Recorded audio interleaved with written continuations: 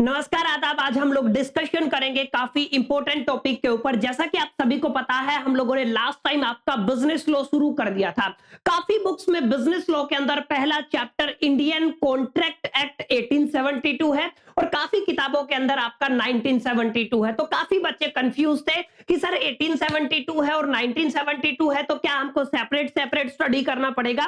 तो आपको मैं ये क्लियर कर देता हूं, ये बात मैं पहले क्लैरिफाई कर देता हूं कि आपको अलग अलग पढ़ने की जरूरत नहीं है। कुछ किताबों में 1872 लिखा हुआ है, कुछ किताबों में आपका 1972 लिखा हुआ है, लेकिन मैंने मैच किया, 4-5 किताबें मैं देख चुका हूं, तो यहाँ पे आपकी ऑलमोस्ट मैक्सिमम 95% आपका सिलेबस सेम ही है, सेम ही टॉपिक आपको पढ़ाए जा रहे हैं। तो डोंट बी कंफ्यूज, आप लोग इजीली इन लेक्चर को यूज कर सकते हैं। 1972 और 1872 का ग्रेजुएशन लेवल पे आपका सिलेबस सेम रहने वाला है। हमने लास्ट टाइम काफी डिटेल में समझा था, आई थिंक 3 वीडियोस में अपलोड कर चुका हूं अपने चैनल पे, जहां पे हम लोगों ने बिजनेस लॉ के अंदर इंडियन कॉन्ट्रैक्ट एक्ट को काफी डिटेल में समझा था।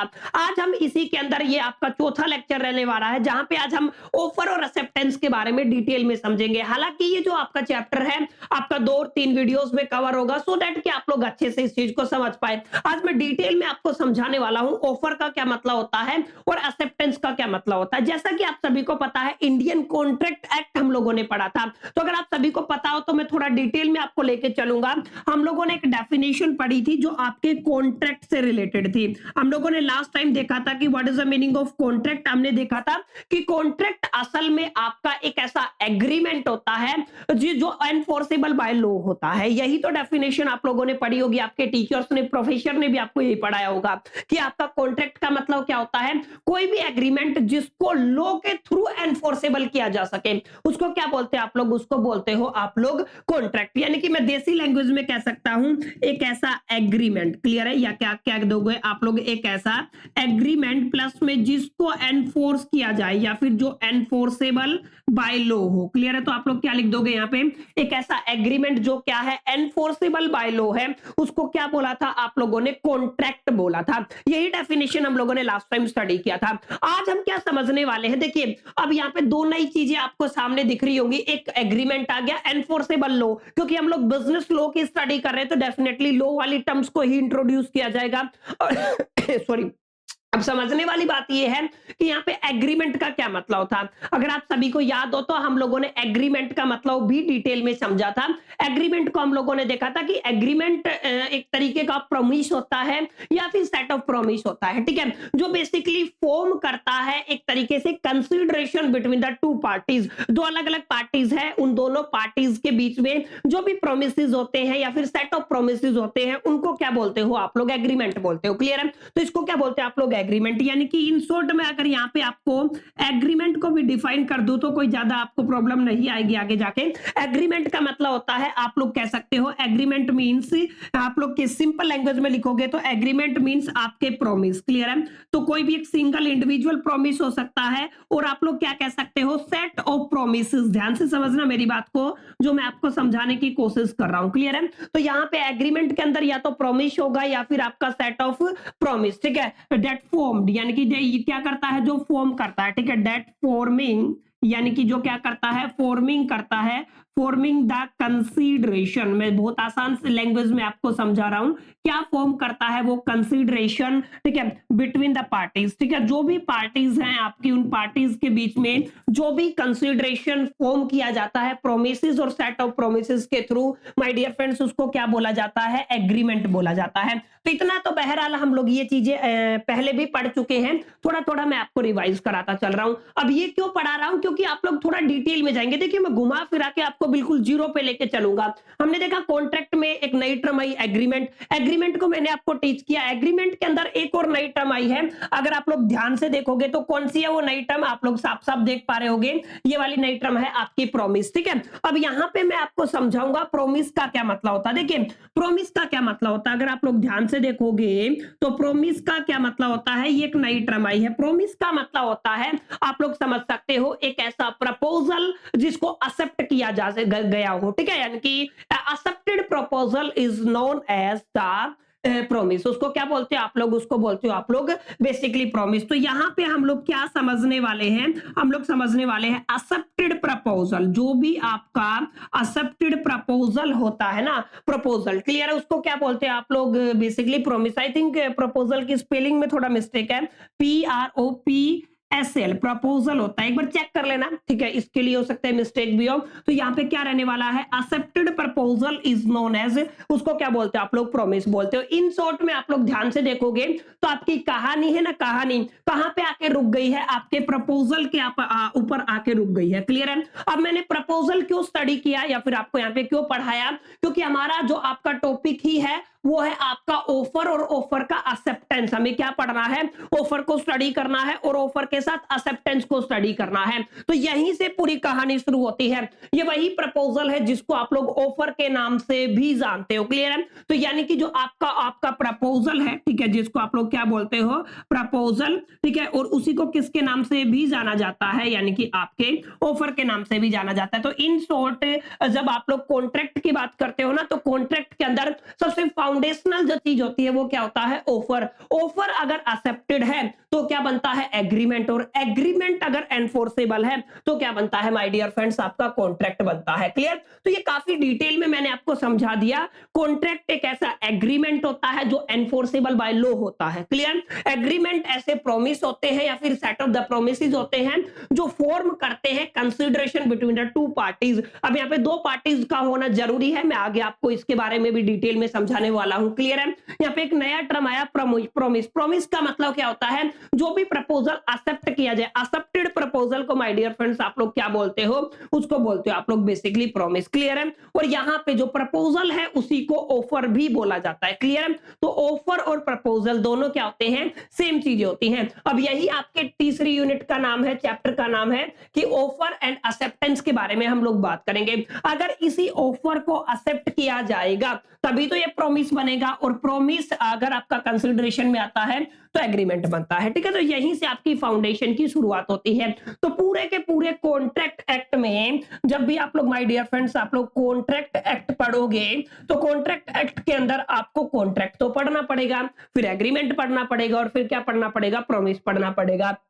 मैं फिर से रिपीट कर रहा हूं, 1972 और 1872 ग्रेजुएशन लेवल पे आपका जो कंटेंट है माय डियर फ्रेंड, जो भी आपका कंटेंट है वो आपका इज ऑलमोस्ट सेम। क्या है? आपका ऑलमोस्ट सेम है। तो don't be confuse my dear friends, आपको क्या नहीं होना है? कंफ्यूज नहीं होना है। इजीली आप लोग इन चीजों को समझ पाएंगे। क्लियर? तो उम्मीद करता हूं आपको आपका जो इंट्रोडक्शन है वो समझ में आ गया होगा, और इंट्रोडक्शन के अंदर ही एग्जैक्टली कहां से शुरुआत की मैंने? आपको ऑफर से शुरुआत की है। क्यों मैंने ये सारा पढ़ाया आप लोग समझ गए होंगे। अब यहाँ पे समझे, जो आपका इंडियन कॉन्ट्रैक्ट एक्ट है, क्लियर है? मैं किसकी बात कर रहा हूं? मैं आपके इंडियन कॉन्ट्रैक्ट एक्ट की बात कर रहा हूं माय डियर फ्रेंड्स, ध्यान से समझना। इंडियन कॉन्ट्रैक्ट एक्ट, अब यहां पे मैं लिखूंगा 1872, अब मैं साथ साथ दोनों लिखता चलता हूं, ठीक है? 1972। इसके अकॉर्डिंग अलग अलग सेक्शंस है, ठीक है? उन सेक्शंस के अंदर माय डियर फ्रेंड्स आपके प्रपोजल या फिर ऑफर की डेफिनेशन को डिफाइन किया गया है। तो पहली डेफिनेशन आपकी यही आती है कि what you will understand from the term proposal या फिर ऑफर। ऑफर का क्या मतलब होता है या प्रपोजल का क्या मतलब होता है? ध्यान से समझना। आपका जो इंडियन कॉन्ट्रैक्ट एक्ट 1972 या 1872 है वो ये कहता है, सेक्शन 2 के सब पॉइंट नंबर ए के अंदर ये बात डिफाइन की गई है कि जो आपकी डेफिनेशन है वो क्या बनेगी। ध्यान से समझना। कहां पे मेंशन किया गया है? एक मिनट, कहां पे मेंशन किया गया है? आपका सेक्शन 2A के अंदर मेंशन किया गया है किसकी डेफिनेशन? ऑफर की डेफिनेशन, या फिर आप लोग क्या कह सकते हो? प्रपोजल की डेफिनेशन। तो मैं यहाँ पे दोबारा लिख देता हूं, आप लोग ऑफर बोल सकते हो या प्रपोजल बोल सकते हो। आपके कॉन्ट्रैक्ट एक्ट में इस चीज को माय डियर फ्रेंड्स अच्छे से डिफाइन किया गया है। अब यहाँ पे ध्यान से समझने वाली बात क्या है? देखिए यहाँ पे लिखा हुआ, when one person signify to another person his willingness, मतलब एक आदमी है वो सिग्निफाई करता है दूसरे पर्सन को उसकी विलिंगनेस को। क्लियर है? ध्यान से समझना। एक आदमी है जो क्या करता है? अपनी विलिंगनेस को एक तरीके से सिग्निफाई करता है दूसरे व्यक्ति के सामने। ठीक है? क्या करता है? दूसरे व्यक्ति के सामने। क्लियर है? कि मैं ये करना चाहता हूं, ये नहीं करना चाहता। ठीक है? तो यहाँ पे ध्यान से समझे, when one person signify to the another his willingness to do, his willingness to do, कुछ करने की जो इच्छा है उसको जाहिर करता है, और the abstain from doing anything with a view to obtain the assent of that other to such that or obtaining he is called the make the propose। इसको क्या बोलते हो आप लोग? प्रपोजल बोलते हो। प्रपोजल का मतलब क्या है? दो व्यक्ति हैं, एक व्यक्ति एक पर्सन क्या करता है दूसरे के सामने अपनी विलिंगनेस टू डू और समथिंग टू डू, ठीक है, कुछ करने की जो इच्छा है उसको जाहिर करता है, तो उसको क्या बोलते हो आप लोग? ऑफर बोलते हो। क्या बोलते हो उसको? क्या बोलते हो? ऑफर। एक्सेप्टेड ऑफर की बात नहीं हुई यहाँ पे, केवल किसकी बात हुई है? ऑफर की, ठीक है। तो मैं कुछ कर रहा हूं और मैंने दूसरे पर्सन के सामने उस चीज को एक तरीके से सिग्निफाई किया, और अगर वो रेडी है, वो समझ पाया, वो एग्री हुआ, तो उसको बोलोगे एक्सेप्टेड ऑफर। क्या बोलते हो माय डियर फ्रेंड्स? उसको बोलते हो आप लोग एक्सेप्टेड ऑफर। तो this is going to be very very easy definition according to the section 2 sub point number A of the Indian contract act 1972 और what ever you can say 1872। Clear? I hope कि ऐसा आपको समझ में आ गया होगा कि आपका जो ऑफर का डेफिनेशन है वो क्या रहने वाला है। अब यहाँ पे ध्यान से समझना, जब भी आपका ऑफर बनेगा ना, क्या बनेगा? आपका ऑफर बनेगा, there are the two parties. कितनी पार्टीज होंगी? दो पार्टीज होंगी, ठीक है। एक जो ऑफर बनाएगी, एक जो एक्सेप्ट करेगी। क्लियर है? ठीक है। One person is to make, एक ऐसा पर्सन जो क्या करेगा? आपका बेसिकली क्या बनाएगा? आपका बेसिकली ऑफर बनाएगा, ठीक है। टू मेक एन ऑफर, आप लोग क्या कहोगे? एक क्या करेगा? ऑफर बनाएगा, और एक क्या करेगा? एक्सेप्ट करेगा। क्लियर है? तो बहरहाल इस चीज को मैं यहाँ पे नहीं मेंशन करता हूं, हमने पीछे बात कर ली थी, लेकिन आपको समझने के लिए ये जरूरी था, आपको समझाने के लिए कि क्या चीज रहने वाली है। अब यहाँ पे ध्यान से देखना, यहाँ पे एक पर्सन है जिसको मैंने बोल दिया मिस्टर ए, ठीक है। He is very happy happy. अब ध्यान से समझना, यहाँ पे आपका मिस्टर ए है, ठीक है, ये आपका मिस्टर ए है, तो मैंने इसको नाम क्या दे दिया? Mister A. क्लियर है? ये भी बातचीत कर रहा है मिस्टर बी के साथ। ध्यान से समझना, मिस्टर बी के साथ। ये बातचीत किसके साथ हो रही है? आपका मिस्टर बी के साथ। तो अब आपको समझने वाली बात ये है आपका मिस्टर बी। क्लियर है? अब यहाँ पे मिस्टर बी, अब ध्यान से समझना, इन दोनों के बीच में क्या बात हुई? इन दोनों के बीच में बिल्कुल सिंपल सा एक कॉन्सेप्ट शेयर हुआ है। यहाँ पे मिस्टर ए ने कहा कि इसकी विलिंगनेस है, ठीक है। आई वांट, मैं चाहता हूं, I want to sell my car, ठीक है, I want to sell my car. इसने कहा कि मैं अपना कार बेचना चाहता हूं, ठीक है, विद 2 लाख रुपीज। कितने रुपीज में अपना ये कार बेचना चाहता है? 2 लाख रुपीज में। क्लियर है? तो ये जो आपका बेसिकली कॉन्सेप्ट है, यहां पे मिस्टर ए ने अपनी विलिंगनेस को सिग्निफाई किया, किसको? मिस्टर बी को। क्लियर? अब यहाँ पे मिस्टर बी ने क्या कहा? मिस्टर बी ने इसके प्रपोजल को एक्सेप्ट कर लिया। क्या कर लिया? इसके प्रपोजल को एक्सेप्ट कर लिया। बोला okay, you can give me the car, I will pay the 2 lakh rupees for it, ठीक है, मैं इसके लिए आपको 2 लाख रुपए दूंगा। तो यहां पे जिस व्यक्ति ने प्रपोजल, जिस व्यक्ति ने ऑफर दिया, उसको बोला जाता है माय डियर फ्रेंड्स ऑफरर। क्या बोलते हो आप लोग इसको? ऑफरर। एक दूसरा पेन ले लेता हूं ताकि आप लोग अच्छे से देख पाए। यहाँ पे ये जो आपका मिस्टर ए है, ये क्या है आपका? ये है आपका ऑफरर, ठीक है। और यहाँ पे जो आपका मिस्टर बी है, वो है आपका ऑफररी। ये आपको थोड़ा ध्यान में रखना। क्लियर है? तो मिस्टर बी किसकी तरह बिहेव करेगा? मिस्टर बी आपका ऑफररी की तरह बिहेव करेगा, और मिस्टर ए किसकी तरह बिहेव करेगा? ऑफरर की तरह बिहेव करेगा, क्योंकि इसने इस ऑफर को एक्सेप्ट किया। क्लियर है? इस ऑफर को क्या किया? एक्सेप्ट किया। ध्यान से समझना, इस ऑफर को क्या किया? एक्सेप्ट किया। तो ये जो आपका ऑफर है जो एक्सेप्ट हुआ है, इसको आप लोग क्या बोल सकते हो माय डियर फ्रेंड्स? इसको आप लोग प्रपोजल बोल सकते हो, ठीक है। तो this is going to be very very simple, easy definition में मैंने आपको समझाने की कोशिश की है कि प्रपोजल की क्या डेफिनेशन होती है, ऑफर की क्या डेफिनेशन होती है। अब यहां पे हम लोग डिटेल में चलेंगे थोड़ा, और ये मान के चलेंगे कि एग्जैक्टली कि यहाँ पे हम समझने वाले हैं बेसिकली क्या क्या वैलिड एक तरीके से पॉइंट्स रहेंगे, वैलिड कंडीशंस रहेंगी, सच दैट कि आप लोग कह सको कि ये ऑफर है या नहीं है। आप लोग कहोगे legal rule for valid offer. हम किसके बारे में बात करेंगे? Legal rule for the valid offer. Clear है? तो अभी यहाँ पे ध्यान से देखना, हम किसकी बात कर रहे हैं? Legal rule for the valid offer. मैं यहाँ पे सामने लिख रहा हूं आपके सामने, ध्यान से समझना। मैंने क्या लिख दिया? आपका लीगल रूल्स, ठीक है। तो हम लोग किसकी बात करेंगे? Legal rules for valid offer. किसकी बात हो रही है यहाँ पे? वैलिड ऑफर कब बोलोगे आप लोग? ठीक है, किसी भी ऑफर को, ठीक है। हर ऑफर आपका वैलिड ऑफर नहीं होता है, दैट्स व्हाई यहाँ पे कुछ रूल बनाए गए हैं, लीगल रूल बनाए गए हैं, जिनको हम लोगों को यहाँ पे स्टडी करना पड़ेगा डिटेल में, ठीक है। ये आपका आधा आर्टिकल हम लोग पढ़ेंगे ताकि लेक्चर ज्यादा लंबा ना हो। अभी यहाँ पे कुछ कुछ चीजें मैं आपको समझाऊंगा, फिर अगले लेक्चर में कवर करेंगे। पहला ये है कि आपका जो ऑफर है ना, वो दो तरीके से होता है। आपका जो offer must be, an offer may be expressed और द इंप्लाइड। ध्यान से समझना, पहले पहली कंडीशन क्या है, एन ऑफर, जो भी आप लोग ऑफर देते हो, एन ऑफर मस्ट बी, क्या होना चाहिए, ये आपका मस्ट बी, ध्यान से समझना, होना ही होना चाहिए, ठीक है। तो आप लोग क्या लिखोगे, an offer must be express, ठीक है। ये क्या होता है, आपका एक्सप्रेस होना चाहिए, और आप लोग क्या कह सकते हो, इसको कहते हो आप लोग इंप्लाइड, ठीक है। तो अगर आपका ऑफर या तो एक्सप्रेस है या फिर आपका इंप्लाइड है, तो ही वो ऑफर वैलिड ऑफर होगा, नहीं तो वो वैलिड नहीं माना जाएगा। क्लियर। अब यहां पे ध्यान से समझना, एक्सप्रेस ऑफर का क्या मतलब होता है और इंप्लाइड ऑफर का क्या मतलब होता है। क्लियर है।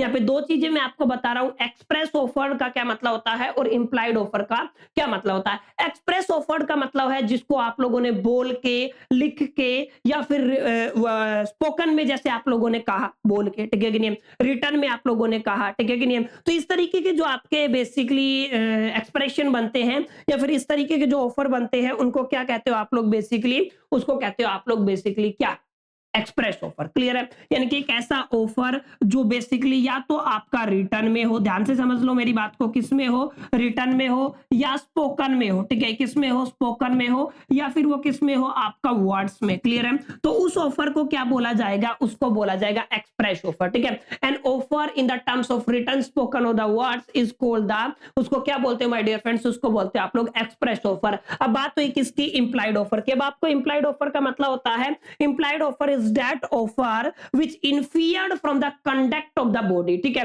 यानी कि आप लोग क्या कह सकते हो, एक ऐसा ऑफर जो क्या होता है आपका inferred from the conduct of the body, ठीक है, जो आपका conduct of the body से inferred होता है, ठीक है, conduct of the body। Clear है। तो ये आपको थोड़ा ध्यान से समझना है कि एग्जैक्टली आपका इंप्लाइड ऑफर क्या होता है और आपका बेसिकली क्या बोलते हैं जिसको एक्सप्रेस ऑफर क्या होता है। तो there are two type of the offer, या तो एक्सप्रेस हो या फिर इंप्लाइड हो। अगर इसके अलावा कुछ रहा तो माय डियर फ्रेंड्स वो क्या नहीं होगा, वो आपका वैलिड ऑफर नहीं रहेगा। ये पहली कंडीशन है। बहरहाल इसको समझने के बाद अब सेकंड कंडीशन पे हम लोग आ जाते हैं और समझने की कोशिश करते हैं सेकंड कंडीशन क्या रहने वाली है, ठीक है। ऑफर मस्ट बी, ध्यान से समझना, offer must be have intention, यानी कि एक आपका ऑफर के अंदर क्या होना चाहिए, एक इंटेंशन होना चाहिए to create a legal relationship, ठीक है। ऑफर यहां पे क्या लिखा मैंने, must be have an intention, ध्यान से समझना क्या लिखा मैंने आपका, an intention to create a legal relationship, ठीक है। तो आप लोग क्या लिखोगे, to create a legal relationship, ठीक है। इसके बारे में मैंने पहले भी बात किया है।